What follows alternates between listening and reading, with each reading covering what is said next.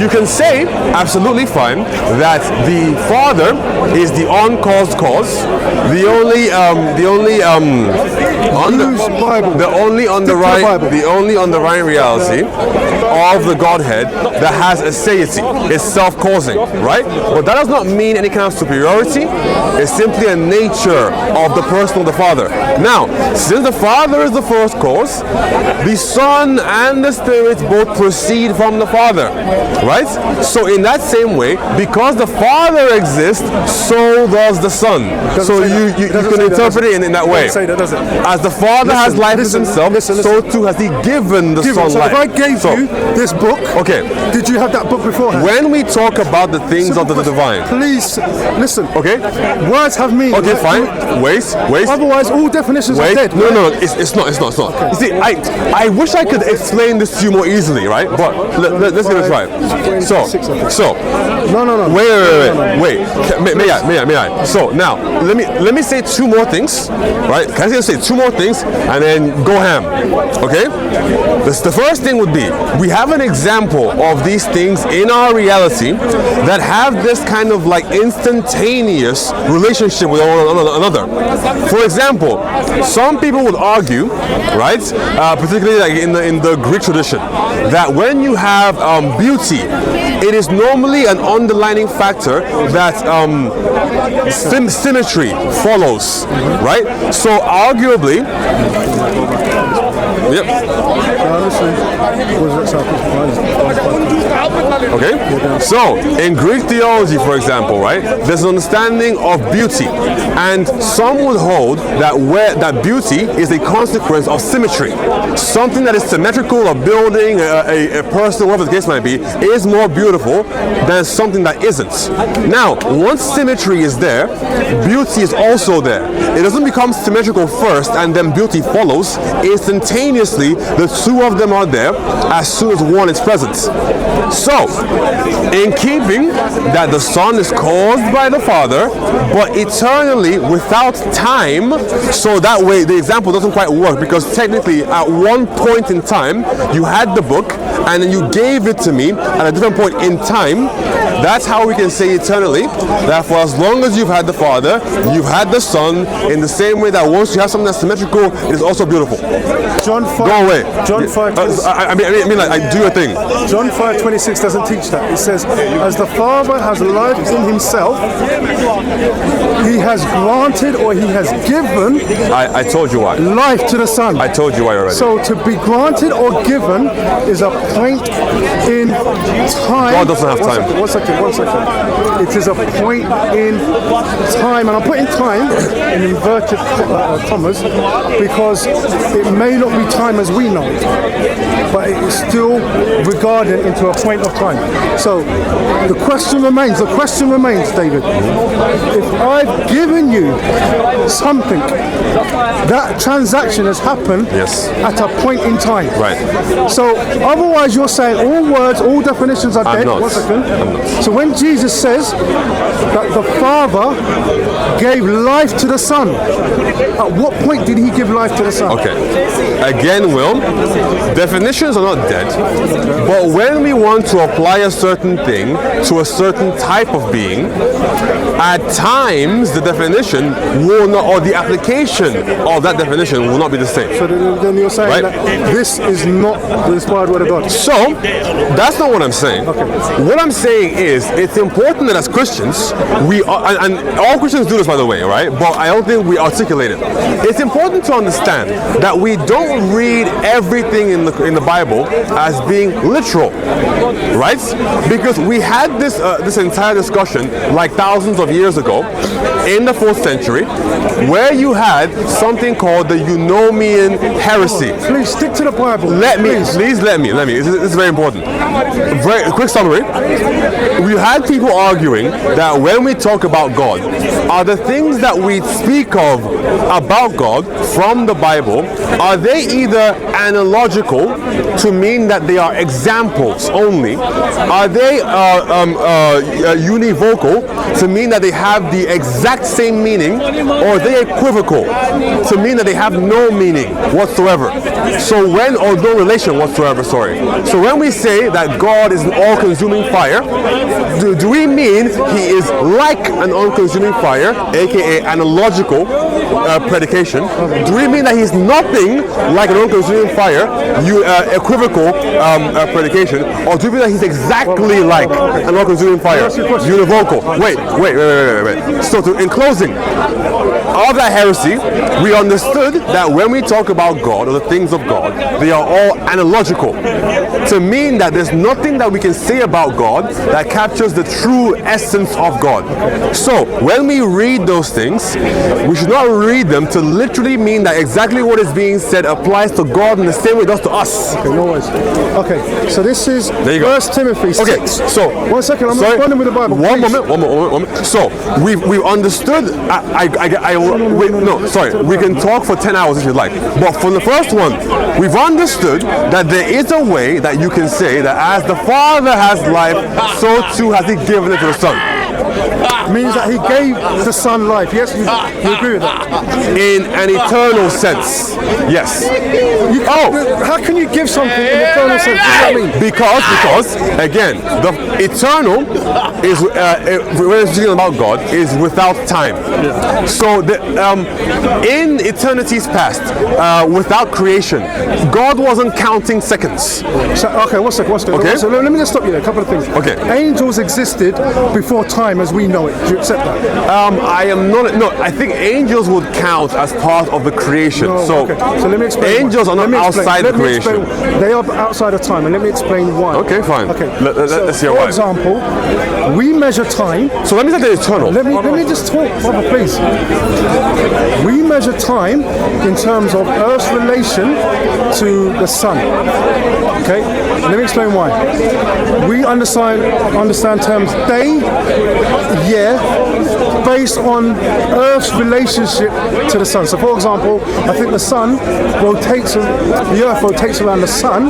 Don't become Shamsi, by the way. 365 days, 6 hours and 9 minutes. Okay. So the point on the matter is, prior to the creation of the Earth, time is an anomaly. We cannot define time. Let me just make a point.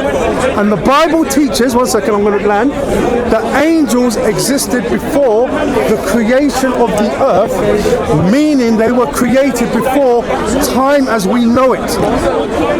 So, do you accept that angels existed before the creation of the earth? Okay. Do you accept that, yes or no? Let's engage a little bit more. Sure thing. Do you accept that? There is a verse that talks about them pre-existing the earth, yes. Sure thing. Okay. So, but it's important to note that there are certain, for example, like church fathers that have held. I think I could be wrong. I could be wrong, right? But it could be Irenaeus, right? Held to the idea that all creation was done instantaneously by God. Irenaeus taught that Jesus was created. That's not true. That's not true. Okay, I can prove it, but that's no. We need to read the whole of Irenaeus to come to that conclusion. Okay. No worries. So wait. So, is it possible that in an analogical way, we can potentially break down the mechanisms by which God created reality, right? Where the earth was formed on a certain day, and then the stars were formed on a certain day, and then angels were formed before those two things were formed, potentially. But angels are not eternal beings. Let's engage. And so I don't. Let's make this a monologue. What? No. Okay. You talk for a little while. Let me talk. I would say, if you have a verse for that is fine. But angels existing before the earth does not mean that they pre-exist creation. I didn't say that. Listen. And that's what I'm saying. Listen to the point I'm trying to make. Time is a human concept. It's a human construct. As we know, we measure time, and I say, right. You can tell, and even in the ancient, they measure time by the sun's shade. They use sundials. Yeah. So they measure the. Go on, you talk. Now let him talk. Go on, because he just wants us to be a monologue. Go on, talk. I apologize. The point I'm trying to make is the measurement of time. Just let me know when you want me to jump in. The measurement of time is based on Earth's relationship to the heavenly bodies.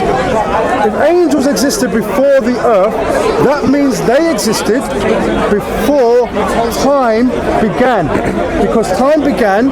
Okay, so how do you measure a day before the Earth was created? Can I answer that one? Yeah, go on. Okay.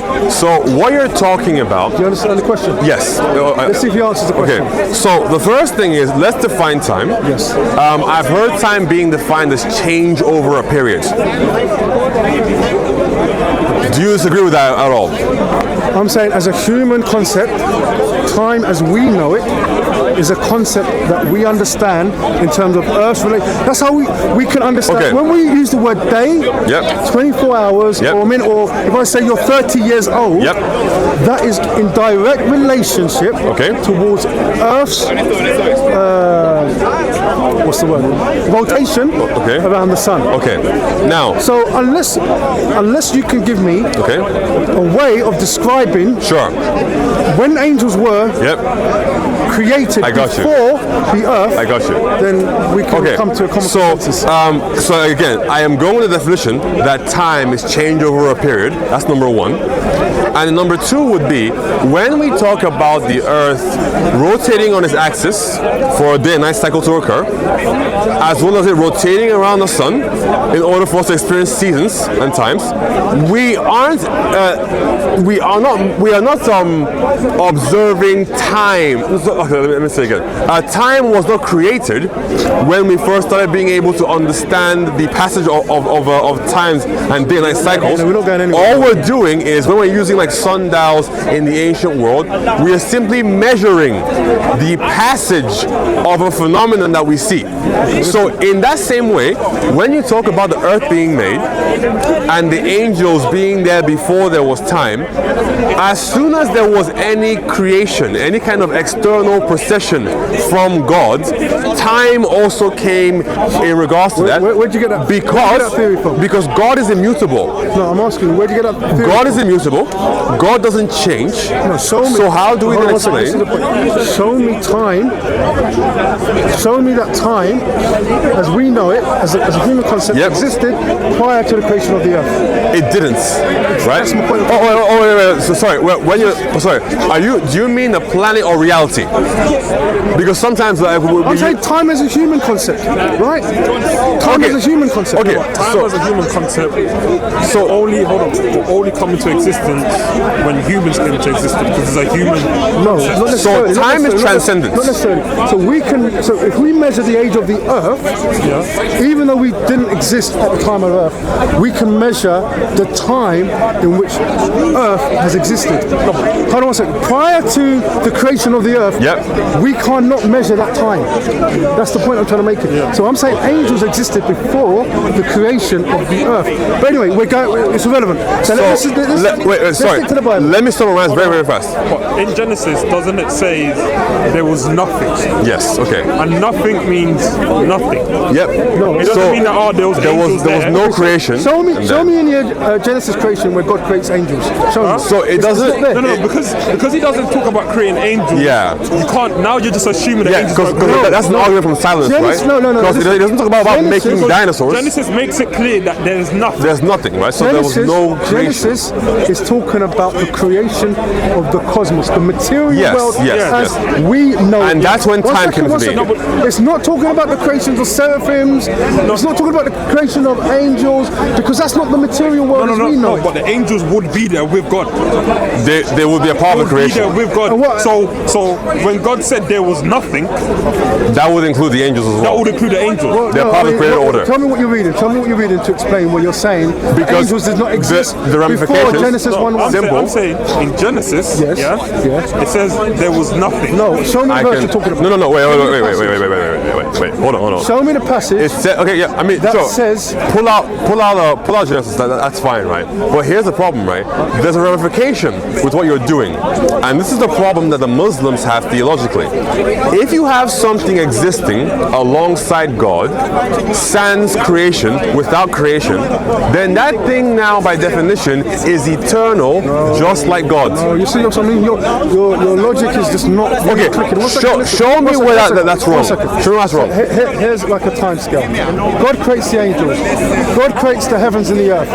That doesn't mean that the angels are eternal, but the heavens and the earth are the point in time, one second, as we measure time. Measuring time and time existing are two different things. Yeah. Time always exists and we observe it. So, okay, so let's assume time exists to angels. I don't know how they measure time. We don't know how angels measure time. In a manner that suits them. Exactly, so we don't know. But the point on the matter, as a human concept, this book is written to humans. Sure. So when it's talking about time, it's talking about time in a human concept. Okay. So we change measure, over a period. we measure time from the period that God created the cosmos, the material world. But anyway, we're going to... I mean, I don't think we do that, but okay. So when we say... Because how do we know when God created the universe? Well, so when we say the earth is so years old. Those are just guesstimations. Whether they're guesstimations, the point of the matter is there is a measurement of time to which somebody's saying the earth existed for this amount of years. I don't think... Remember, we're limited and we are guessing. No problem. Yeah. Let's say even if it's 6 billion years or 6,000 years, the point I'm trying to make is there is a measurement of time. But don't conflate 1 second, things. when we say 6 billion years or 6,000 years, we are talking about in terms of Earth's rotation around the sun, because that's how we define a year. And without the Earth, I'm saying we cannot define what time is. And the Bible specifically teaches angels existed before the creation of the Earth. Okay. How hard is that? Okay, so I Do you understand. understand my position? Okay. All right, listen, let's not stop spinning wheels. No. Let him answer. So again, to summarize your position, right? You're saying that the understanding of the measurement of the passage of time is dependent upon the Earth being there, humans being on it, No, I never said that. and then being able to observe. I never said that. So if you I never said that. No, you. okay, fine. So Let him clear up. I said the measurement of time starts from the creation of the earth. who's measuring it when the Earth created? Say that again. Who's measuring it?